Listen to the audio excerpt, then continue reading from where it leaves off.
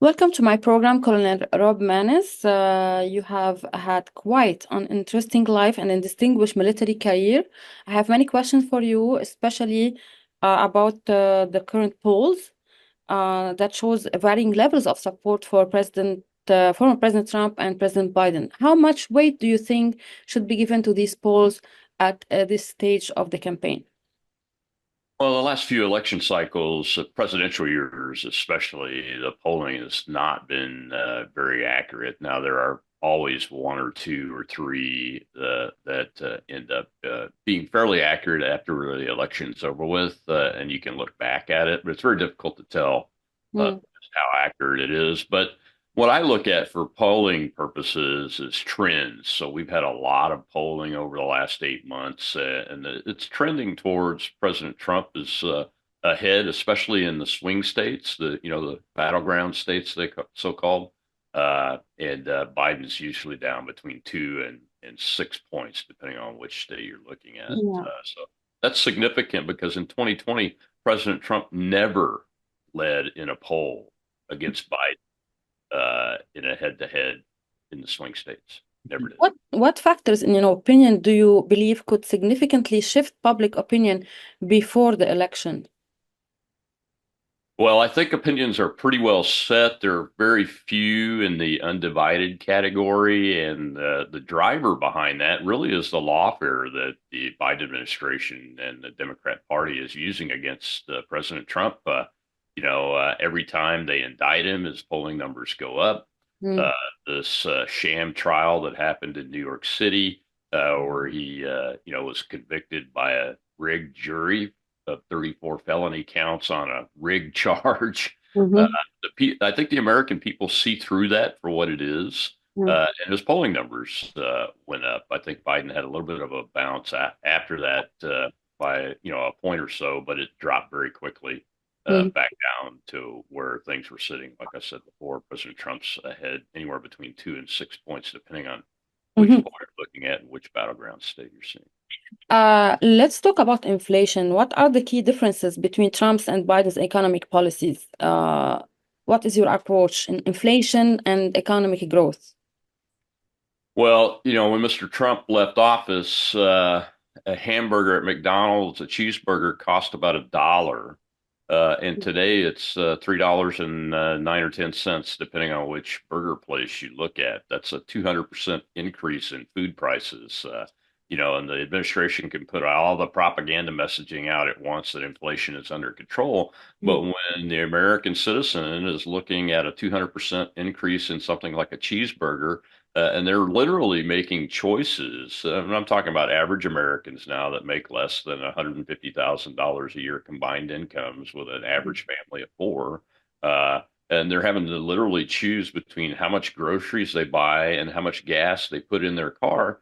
That's what's making a big difference in the world once you get past the political stuff like the lawfare, those kind of things. So inflation is really different under the Biden administration as opposed to the Trump Yeah. administration. Inflation was almost zero at the end of the last administration on the Trump administration. Mm. And Biden has seen it climb over 17% on average. And like I said, Mm. doesn't matter what the number is they're putting out right now today.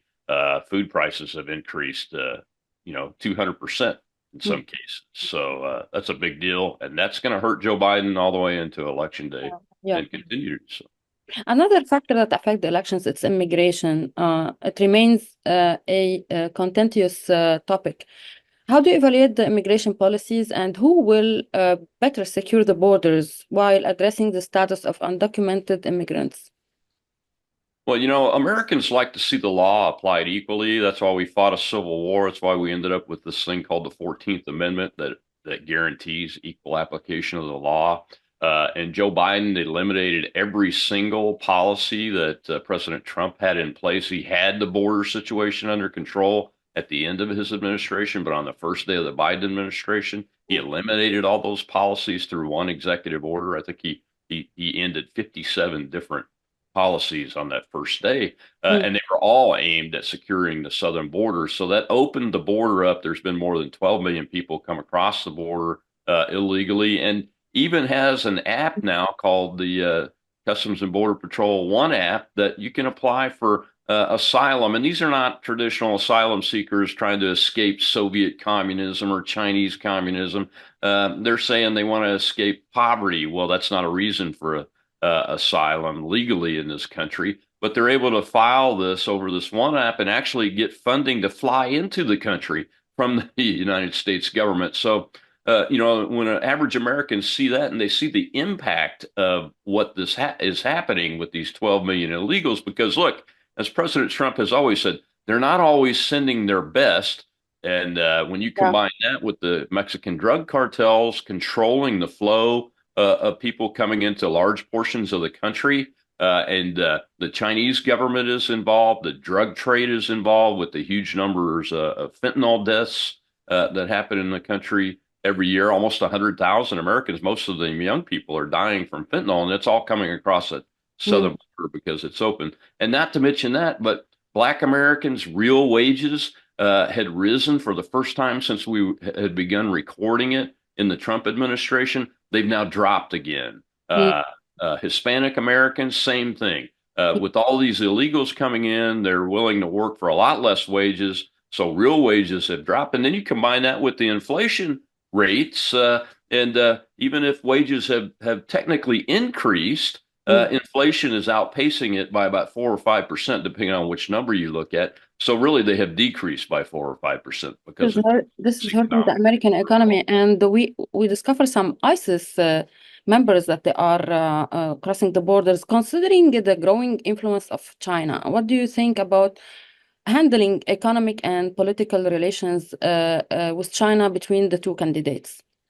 Well, China's obviously taking advantage of the open border policies of the Biden administration. So are other bad actors or adversaries, as you just mentioned. I think we just got reported today that 50 known ISIS members have entered the country in the last couple of weeks. We arrested 8 Tajikistan ISIS supporting members around the northern and eastern part of the country just a week ago. There's been several attempts at attacks at military installations or on military personnel over the last 2 or 3 months, all by illegals that are here because of this open border policy. And China is the worst actor of all because it's been pushing military age males up through that southern border that are well funded. I've interviewed reporters on the ground at the Darien Gap, like combat journalist and photographer Michael Yans, a couple of times, and he's an eyewitness and shows his videos that these military age males, they're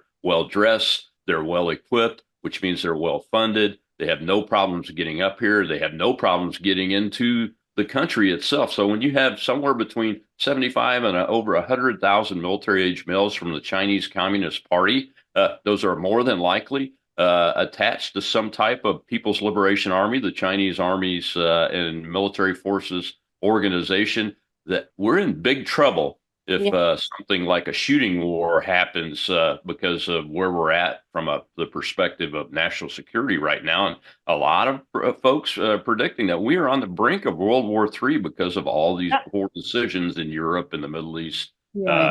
and the Pacific. And China is a big part of that problem. This is what former President Trump keep saying, that he predict the World War III. But let me talk about the conflict between Russia and Ukraine. What are your thoughts on each candidate's approach to support Ukraine, at the same time keep or manage relations with Russia, or end the war at least?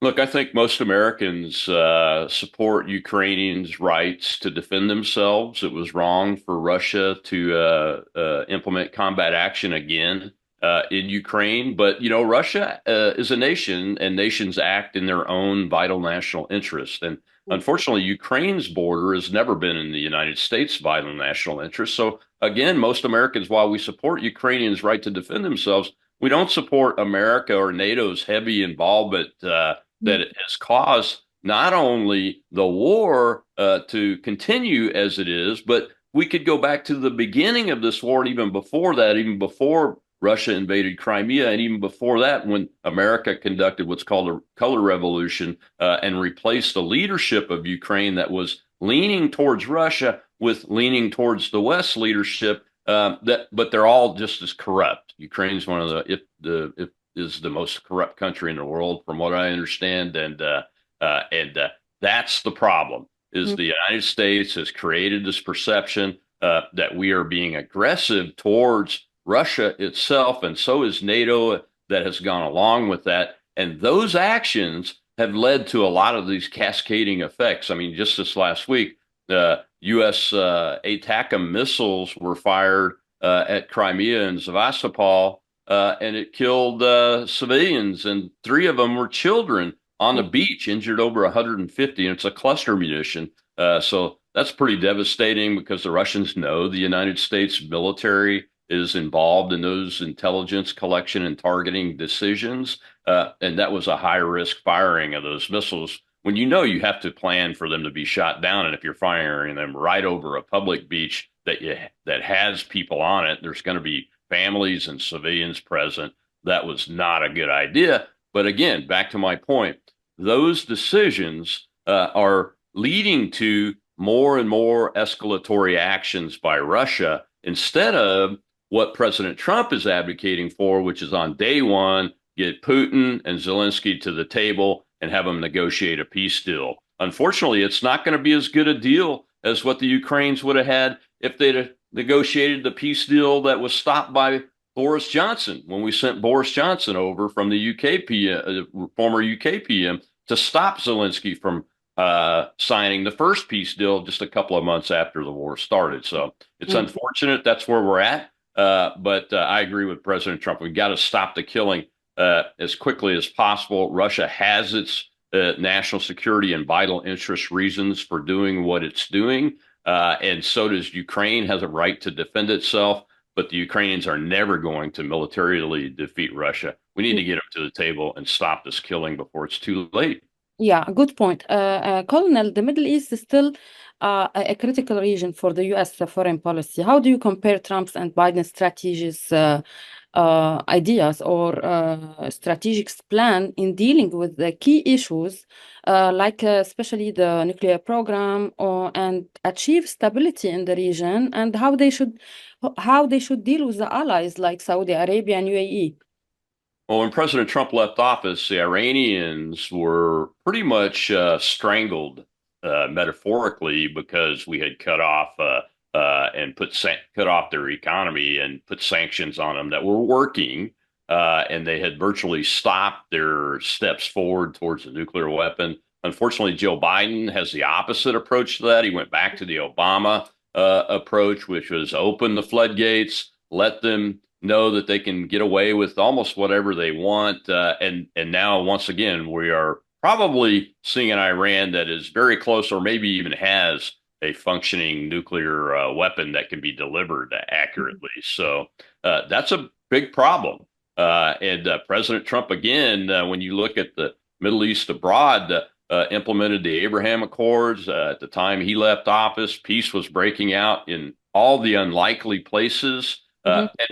and for good reasons, economic reasons, which is what tends to be able to bind peoples together that have major differences of opinion in either religion, ideology, geography, and disputes over territories. Economic reasons is the reason the Abraham Accords was working and going to continue to work and expand. Unfortunately, Joe Biden has the opposite view, and Mm. again, he strangled those programs, and now you have the attack on Israel, which puts itself in a war for survival, literally, based on this attack that happened on October 7th and the way the attack was conducted. I mean, who can deny Israel's right to fight for its own survival and defend itself? Well, some people will try to deny that, as you can see with the protests Yeah. uh, here in the United States and around the world. But unfortunately, Israel is on the right side of history on this Mhm. for those people opposing it. And the United States is on the wrong side because President Biden's been slow rolling them. And that's the difference between Trump and Biden. Mr. Mhm. Trump said Mr. Netanyahu and his team need to get this over with as quickly as possible, eliminate Hamas from the Gaza Strip, and set up defenses and continue to deter Hezbollah in the north. And what's left of the PIJ and Hamas and Hezbollah on the West Bank, or Sumeria and Judea, as the Israelis call it. But unfortunately, Biden's policy is to slow roll Joe Biden, try to put this public place of we have to have a ceasefire, get the hostages back. And Biden and his administration do that. And how many Americans even know how many American hostages that are still there or what their names are? They don't, because the media won't cover it. Biden won't talk about it. He's made no advances to get them out of the hands of the Hamas crazy people that did this operation in October in 2023 anyway. So all that does is complicate the situation and cost more lives, both on the Gaza side and the Israeli side. We need to move forward and have them finish the job. The 7 October, of course, and Gaza issue problem will affect the elections. Lots of topic. We will discuss it with you in another interview. We hope so, like social issues, racial inequality, gun control, national security, defense, and there is lots of things to talk about, maybe after the debate. But my final question is, based on the current political climate and the candidates' strengths, who do you think will overcome out of on top in the debate between Trump and Biden tomorrow, and why? I think it'll be a status quo. These debates are very tricky, but both of these individuals are effectively incumbents. If anybody has an advantage, it's Donald Trump. His mental acuity is much better than Joe Biden's currently is. It's obvious to that. But Biden has a lot of experience in making himself look good in debates, even when going into the debate, it didn't appear that he would be able to do that. So I would expect it'll just be the status quo. Yeah, finally, I thank you so much, Colonel Manis. It was a pleasure talking to you. Thank you for your time.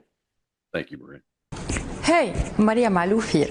Please click to like and subscribe to Maria Maloof TV YouTube page and catch our hottest interviews and most compelling analysis. You will not get it anywhere else.